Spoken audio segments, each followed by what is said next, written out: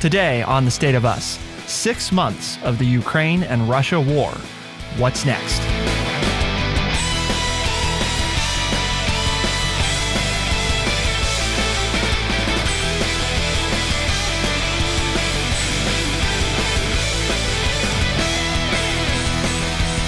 Welcome to The State of Us. I'm your host, Justin T. Weller, joined, of course, today by the one and only Lance Jackson, your friendly redneck liberal, and the senior resident historian here at True Chat.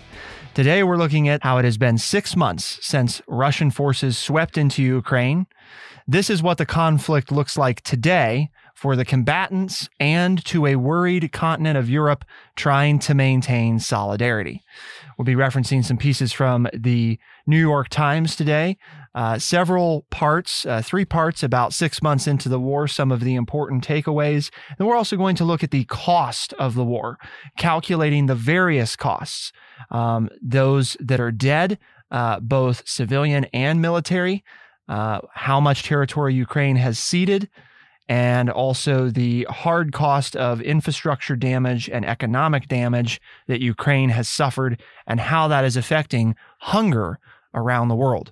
So there's a lot to dive into today, but before we begin, Lance, do we have a word of the day? We're going to show some sagacity on this episode about the Ukraine. Sagacity is the word of the day, 4 syllables, S-A-G-A-C-I-T-Y. It is a noun, and it means showing penetrating intelligence and sound judgment. So we're trying to make some sagacious comments today. Sagacious being the root word where sagacity comes from. So in an effort to show some penetrating intelligence, we're going to try to break down for you some of, there's a lot that's been going on over the last 6 months. We've done a number of episodes, but it has been a little while since we've done one. And I think it's worth noting that, obviously this conflict is still raging and it's still going on. People are still dying. It's as bad, arguably as it's ever been. But it's also harder to keep in focus for people because it's dragging on. At the same time, the United States has committed a incredible amount of aid, far more than any other nation. And some people would contend that it's almost become an American-Russian conflict by proxy. Obviously, I think the Ukrainians who are on the ground might argue otherwise, although I'm sure very thankful for the support of the United States. Well, and the real issue to me is coming up, and that is 6 months is an awful long time for it to be going on. But the talk of oil prices and Russian oil with winter quickly approaching across Europe and in the United States, it's another catch point of what's going to take place here. It's like, wow, has it been 6 months? And you read about the money and the destruction and the lives, the money that's been spent, the lives that have been lost, the destruction on both sides that it's gone on, and yet it doesn't seem to be ending. And the worst is probably in front of us. I don't feel like I can say the worst is behind us. I think it's going to unfortunately get worse before it gets better, not only for the Ukrainians, but also for the citizens of Europe and the United States when we start talking about how this is going to affect winter fuel prices. In an effort to show some sagacity, let's look at the 3 main takeaways from this New York Times article. First, in Ukraine, they're bracing for something nasty. No one knows how this war will end. President Vladimir Putin of Russia has silenced dissent, has proclaimed that, quote, by and large, we haven't started anything yet in earnest, end quote. President Vladimir Zalenskyy of Ukraine, emboldened by a defiant populace and a mostly united West, has played down the chances of a settlement and urged his people not to bend. August 24th, by the way, is Ukrainian Independence Day. It is a celebration which commemorates the country's 1991 separation from the Soviet Union. And they are bracing, according to President Zelensky, for something particularly nasty, something particularly cruel that could take place. Well, and at the same time, there was the death of a very nationalist Russian reporter last week. And while the Ukrainians are not taking credit for that, you also have that playing into where is Putin going to go now, right?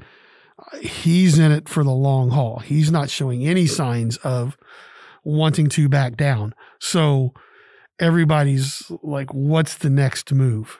You know, where is it going to go? And now you start cherry picking dates or events where something might happen, you know, and will Putin do something like that, you know, when your enemy is expecting it, or will you do something surprise? You know, will there be an overwhelming show of force so that, hey, yeah, you knew it was coming, but you're not ready for this, you know, and will the escalation take place and then and to see how the West will respond? Or is Putin going to sit back and say, okay, yeah, you're checking because you think something's going to happen here. We're not going to do it here. We're just going to make you use up manpower and supplies to get ready for something that doesn't happen. And we're going to hit you when you're not looking for it. And who knows? I would tend to go the second way, and I could be proven wrong because we're talking about this before August 24th. So something might happen, but I think Putin is going to wait and has something else ready to go. I don't know what it is, but I think there's, if and when he makes his next move, it will be when nobody expects it. Regions where a majority of Ukrainians live are stable and relatively safe. The government still stands, and the army equipped with ever more potent Western weaponry remains intact. So even though Ukraine has ceded some 20% of its territory currently to Russia, in the parts that it controls, for many Ukrainians, the Ukraine government is trying to maintain some form of stability in their lives. Despite that, depending on where you live, shelling could be heard in the distance, gunfire, etc. Similar scenes that went on in London and in parts of England during World War II. You know, the Germans were concentrating their bombing on the major cities, and so the people of England, led by Winston Churchill, hung in there and hung in there and hung in there until they got the support they needed. And in the meantime, there's been a lot written to this. They sent their children as much as they could into the countryside where they were safe. And that's what these pictures look like to me. It's like, if you're on the front lines, this is a war, right? If you're where the two sides are meeting and fighting, there's death and destruction. But it doesn't seem to yet be encompassing the entire country. The Russians are doing things and fighting in areas that will break the backbone of the Ukrainian economy. So in February, the Russians were planning a parade, according to the Ukrainian Ministry of Defense. 6 months into the large-scale war, the shameful display of rusty Russian metal is a reminder to all dictators how their plans may be ruined by a free and courageous nation. That's the ending of the first point that the article makes. The next one, and I think this one is interesting because a lot of times we're talking about things specifically as it pertains to what's happening in Ukraine and what the Russians are doing inside of Ukraine, how Ukrainians are reacting, etc. But in Russia, hardline nationalists reign. What remained of independent news media, politics, and culture, voices that had survived other crackdowns by Mr. Putin, all but evaporated. They've been replaced by a militant utilitarianism piped through state television. The angry anti-war rallies of the invasion's first weeks have petered out, with even a dissenting social media post punishable by up to 15 years in prison under a censorship law that passed in March. So, yes, what's going on in Ukraine is obviously terrible.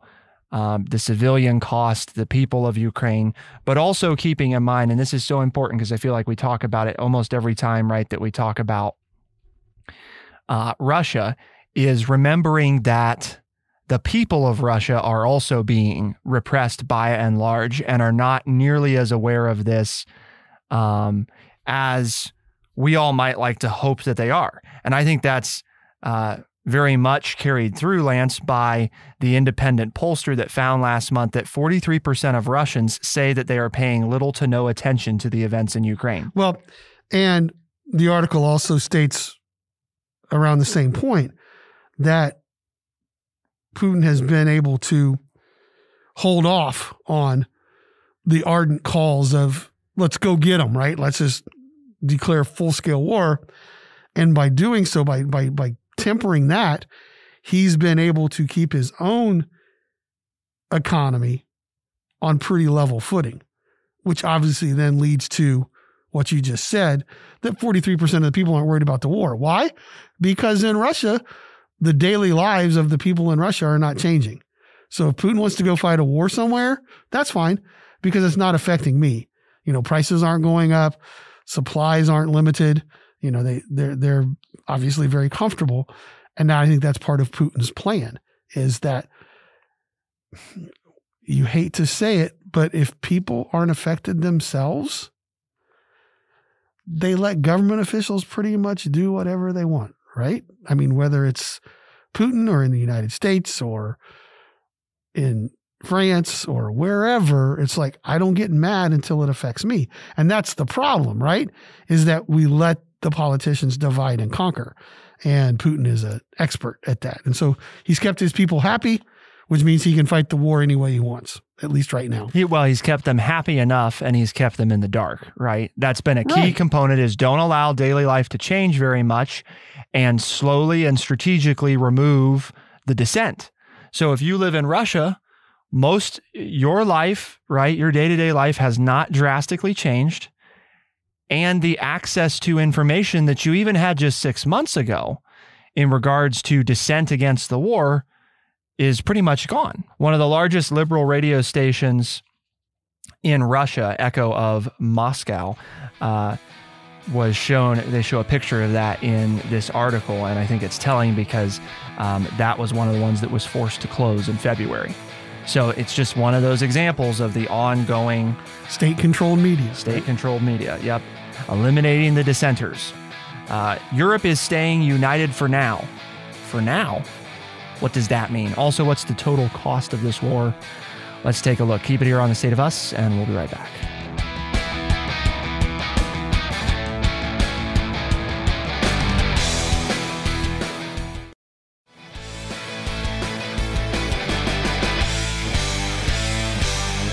European leaders have worked closely with American officials to keep the pressure up on Moscow, coordinating not just punishing sanctions, but also shipments of weaponry to Ukraine. The invasion, which has dominated NATO meetings, has bonded America to Europe more tightly than at any time since the Cold War. Even the leaders of larger countries further from the war, like France, Germany, and Spain, which are on the verge of recessions after being hit hard by inflation, have kept their criticism of EU policy on Ukraine low-key, even as they worry about how and when the war will conclude. And I thought that was one of those kind of buried points here, Lance, in the article, and not criticizing the article, because I mean, if you read the whole thing, it's in here, but it really stood out to me, even though it's deeper in the article and even though not a lot of time spent on it, is that the director of the German Council on Foreign Relations explained that he is disappointed that given the stakes, countries like Germany and France are not sending more arms more quickly to Ukraine. And he thinks it's because of anxiety that too much Ukrainian success might push Russia to escalate the war and drag NATO into it. And the thing that I think's really interesting there is it's basically sort of like, so Germany and France are trying to play kind of this balancing game of we want Ukraine to win, but we can't let them win too quickly or too fast because that might upset Russia. And if you upset Russia too much, then they might do something rash, which NATO couldn't avoid or would directly have to respond to. And then we have World War III. Well, I'm going to make one of my sagacious comments here. And I think this has been the key to keeping Putin under wraps, is that he did not expect the EU to stay this together, that he thought they would have splintered by now and he would just be dealing with Zelenskyy and Ukraine and the Ukrainian people. And in that scenario, Russia would be victorious, right? But to your point, as it states here in this article, the European Union and even those countries that are being affected more harshly by this are holding the party line, right? And they're not showing any chinks in the armor. They're not giving in. They're not saying, well, we're not going to do this. Now, you're going to get into it. I know later when you start looking at dollar amounts, some of these countries that you mentioned are the least giving of the countries in Europe, along with the United States, towards Ukraine, but they're still giving, even in the face of displeasure within their own countrymen as far as what the war is doing to their economy. There's still enough people in France and Germany that are against the fighting and against the war, who don't want Putin to be successful, that they've been able to stay with everybody. So there hasn't been a splintering of, lack of a better term here, the allies to stand up to Putin. And I think that's, Putin's like, well, where do I go now? How do I drive that wedge into Europe? And that's why I think it's just going to be this winter. He's going to use oil prices and use heating oil to try to drive that wedge. And we're not privy, but I would hope if someone of my magnitude could figure that out, that the United States and Great Britain have figured this out as well, and they have some plan in place so that the unity will continue. Because I think the unity is the key to frustrating Putin to make a mistake or to quit this. I don't think he's going to quit. I think we're going to have to count on a mistake because, he wanted Crimea a few years ago and he bided his time. And now what does he have? He got Crimea, right? I mean, let's face it. He's on a long-term mission. Well, he's been on a long-term mission. He's not in a hurry. Okay. So if we don't provide unity to stop him, he'll just like, okay, well, go ahead, do your rally support, do this, do that. And 5 years from now, when you get bored or something bigger comes along, I'll just move in and take a little bit more of what I want. And what are you going to do about it when I do? Lance, I know you would hope others could figure that out, but I think you're a man of such sagacity that it would be difficult. You demonstrate such sagacity that it would be difficult to expect anyone else to possibly be able to match your sagacity nature. That's why we got to go in and take him out. I mean, I've been, I'm still eating. I don't have any taste testers or anything. I just think we've watched, right? I mean, if you study the history of Russia and you study specifically the history of Vladimir Putin, he will outweight you to get what he wants. He's not in a hurry. Right.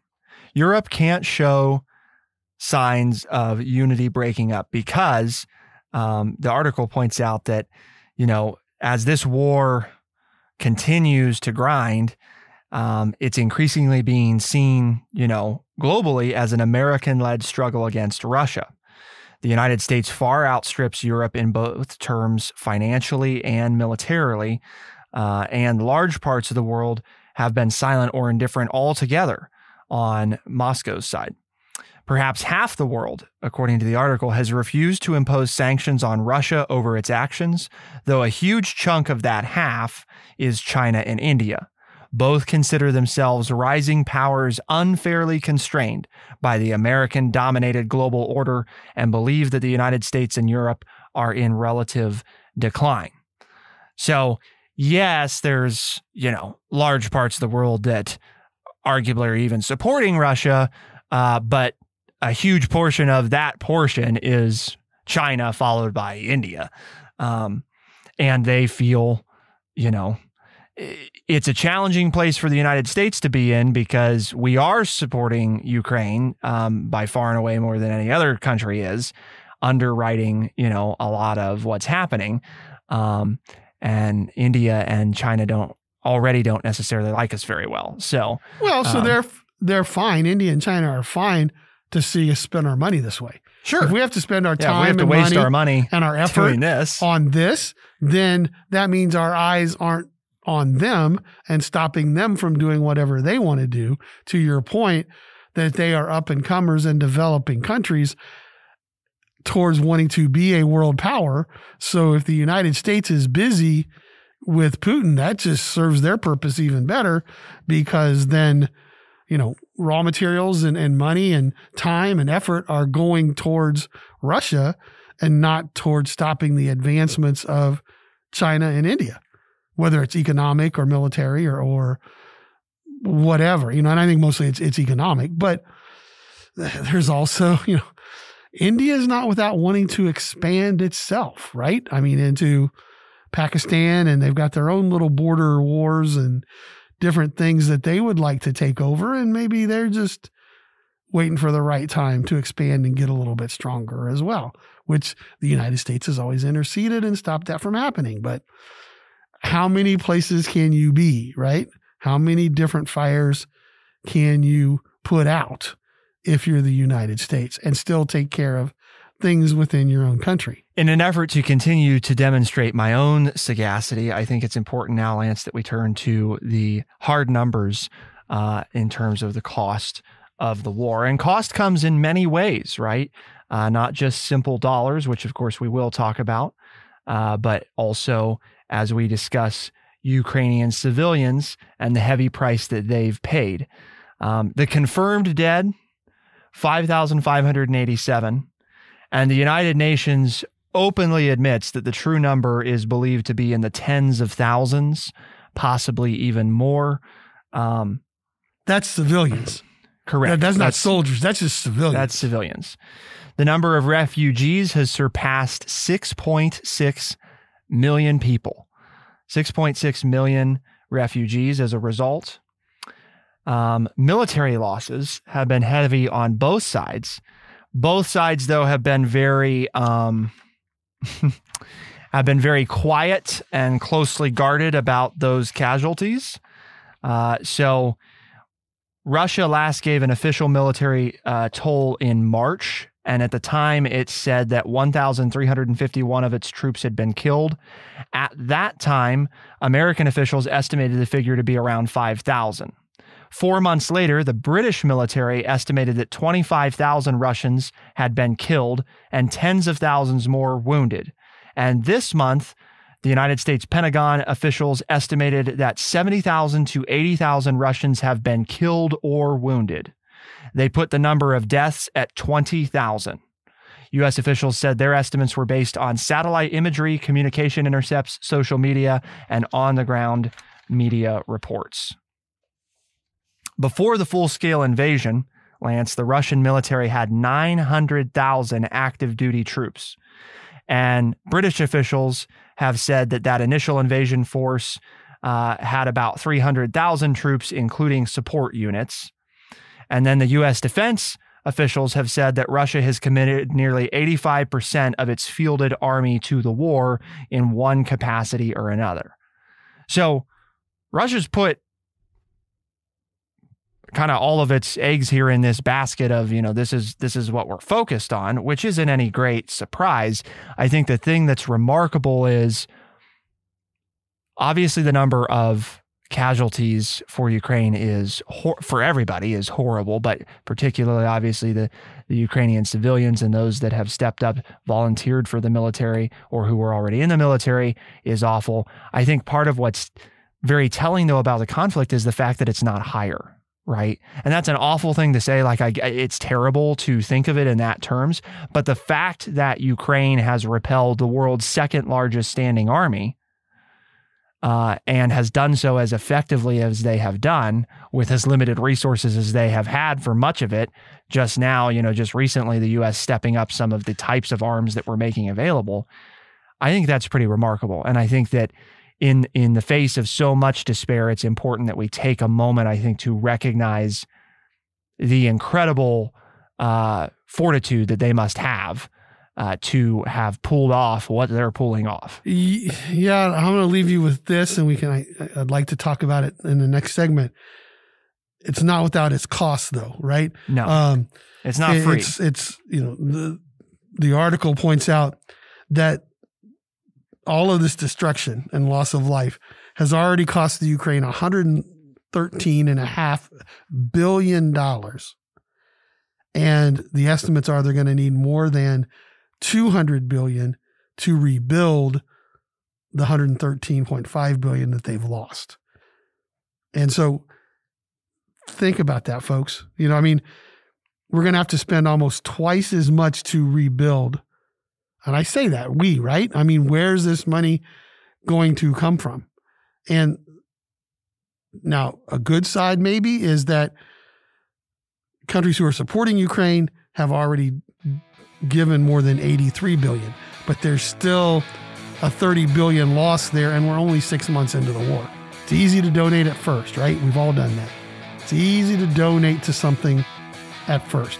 It's much more difficult to continue to donate, especially when you start to have rough times in your own household. You know, what's the first thing to go?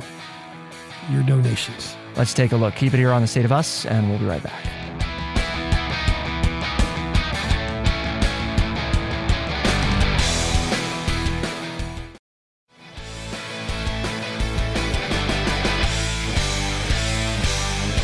$113 billion may sound like a lot of money, and it certainly is, but what's more than $113 billion is $750 billion. And that is the total number that the Ukrainian government estimates it will need for full recovery as it stands currently. Keeping in mind that it costs about $5 billion a month to keep the army, the government, and the battered services that they provide running. And that's a big problem because, as we know, their economy obviously has been hit incredibly hard by this as well. So that certainly plays into it. And that figure of $750 billion is probably going to go up. The $5 billion a month that's going to be expended is probably going to go up quite a bit as you head into winter because, food will not be as readily available, be harder to get in. All the many things that come with winter, the heating costs, right? Having enough fuel to continue the fighting, and just the increased cost of doing fighting in winter, right? Battling in winter is more expensive. That number that we talked about, right? That $113 billion, $113.5 billion in destruction, $200 billion to rebuild, that's primarily infrastructure based, right? Well, that accounts for more than 130,000 buildings that have been destroyed in Ukraine since February, and 311 bridges that have been damaged or destroyed, 188,000 private cars that have been damaged, destroyed, or seized, and more than 15,400 miles of road that has been damaged or destroyed. The range of buildings that have been damaged, destroyed, or seized is vast, and the researchers reported that at least 115,000 private houses and 15,000 apartments, 2,290 educational facilities, including 798 kindergartens, 1,991 shops, 27 shopping centers, 934 healthcare facilities, 715 cultural facilities, 511 administrative buildings, and 28 oil depots with 18 civilian airports have all been damaged, destroyed, or seized by Russian forces. But there are more people affected by this. And I think that was what really caught my attention, because we can understand, obviously, studying wars and fighting, that the people involved are very much affected by what's going on. Probably, you would think, more so than any others.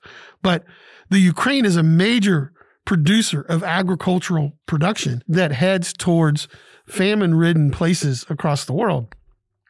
For example, okay, the Ukrainian farmers and businesses, you're like, well, we're just giving them money. Well, they usually make $23 billion, all right? That's their profit in growing their crops, and over $5 billion alone in wheat, right? And if you know anything about famine, particularly around Cape Horn in Africa, the UN's World Food Program says that they need food, that as many as 50 million people in 45 countries are on the brink of famine. And as many as 828 million people were undernourished last year, according to the Food and Agricultural Organization. So, and you're talking about the Russians blocking 20 million tons of grain in Crimea.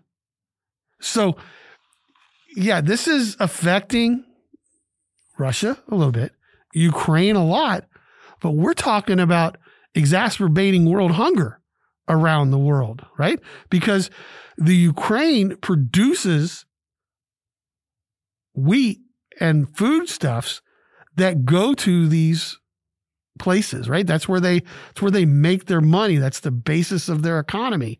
And they've been unable to sell that. And obviously fighting a war is going to destroy your crops, right? I mean, a lot of land damage going through, right? You know, you can't, whether you even have the ability to take care of them, how many missiles and flamethrowers and everything destroy the crops. And then, but the crops and the harvest that you have, you're not allowed, you can't get it out because your main port has been shut down because it's now under the control of Russia. So this, as badly as it's affecting people in Europe, it's affecting people all over the world when it comes to, is there enough food to eat for the upcoming months? Yeah, starting this month, more than 30 cargo ships are going to set out from Black Sea ports carrying 721,000 metric tons of foodstuffs under a deal that was mediated by Turkey and endorsed by the United Nations. Because, again, it speaks to that the world is interconnected in many ways. And even though most of us didn't think of Ukraine probably on a daily, weekly, or even monthly basis in the United States prior to this, it doesn't mean that they don't have an impact on the global economy, and particularly agribusiness, right? Agriculture. And it has an impact on all of the world's food supply, because it's the same thing of trying to explain, right? Okay, well, the United States is a net exporter of things like oil, right? So why did gas prices go up? Well, they went up because the demand worldwide went up, which meant that the price that anybody would pay on the international stage went up, which meant that the people that own the companies here in the United States, right, aren't going to sell it to the United States for less than they could sell it internationally. So what do? Well, they have to raise prices here. And that's when we talk about that interconnected stuff, understanding that when something like this happens, it affects us all, some of us more than others, particularly those 50 million people who are on the brink of famine and those 828 million people who were undernourished last year. So what you're saying, though, is that the long-term effect could be, while we're trying to fight inflation, we could also see food prices continue to rise because there's going to be a growing demand around the world for the food that is being grown, because there's going to be such a need in Africa, which is usually supplied by the Ukraine. That's going to have to come from somewhere else. And so the companies that bid on that are going to start bidding higher prices, which will raise the price for everywhere. All of us. Yes. I mean, that's those trickle down effects, right? Because somebody else needs it worse, they're willing to pay more, which keeps raising the price for you to get it because you have to pay more. And so it goes. You know, I think a lot of us, obviously in the United States, take for granted the fact that most of us don't have to worry about on a day-to-day basis whether or not we're going to eat, you know. Very, very sagacious comment on your part there, because that I hadn't equated it to rising prices. It's like, my point was just how are we going to take care of these people? Yeah. But as you point out, it could cause another rise in food prices when we in the United States are already complaining about that and trying to control inflation. So, the war's going on over there. It doesn't affect me. I don't have family in Ukraine. I don't have family in Poland. I mean, it's really bad, but out of sight, out of mind. It could start to hit us again this winter and next spring in the grocery store. And it won't have anything to do with supply chain or, President Biden not doing his job or Republicans getting control of Congress or whatever happens in the upcoming election. Remember, you heard it here first, probably, because we haven't heard it anywhere else. It's going on because of the fighting in Ukraine.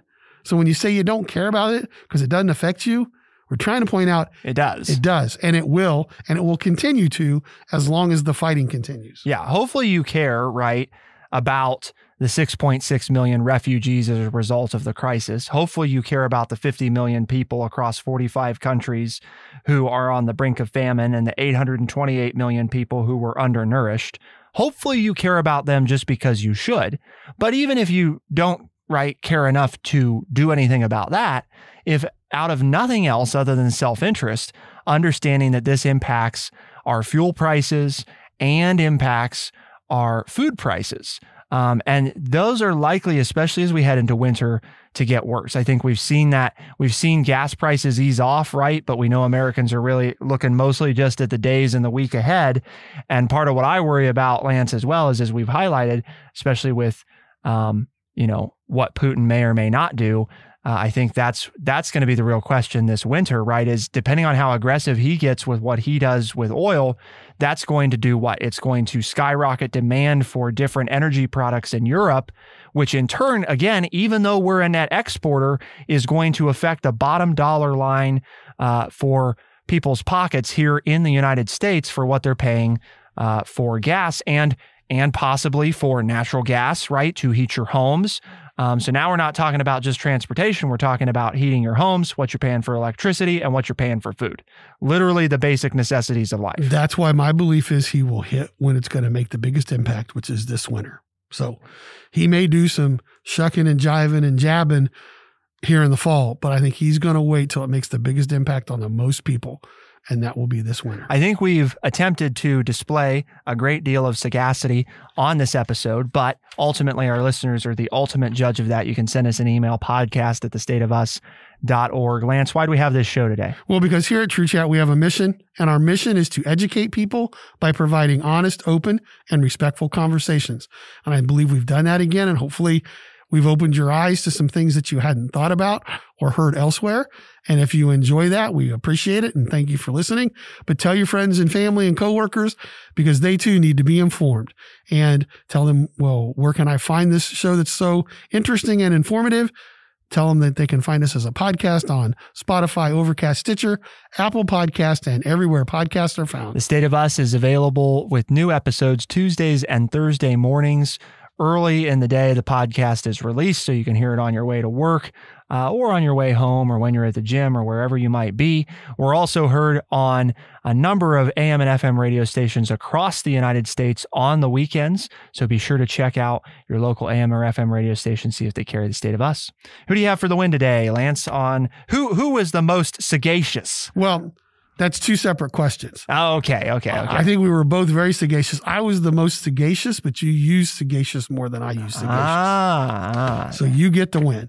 That's the Plato and Socrates argument, right? Of which one's greater, the one that came up with the ideas or the one that wrote it down? There you go. That's the whole thing. And it's not a rhetorical question, folks. No, those of you who listen, if you disagree with me, please send us a comment. Like Justin said, podcast@thestateofus.org. We'd love to hear from you and we'll reply to you as well. So everybody take care and have a good day. I'm Justin T. Weller. I'm Lance Jackson. Special thanks to producer Bradley Butch. Thank you all, our audience, for tuning in. We'll see you next time. Be the change.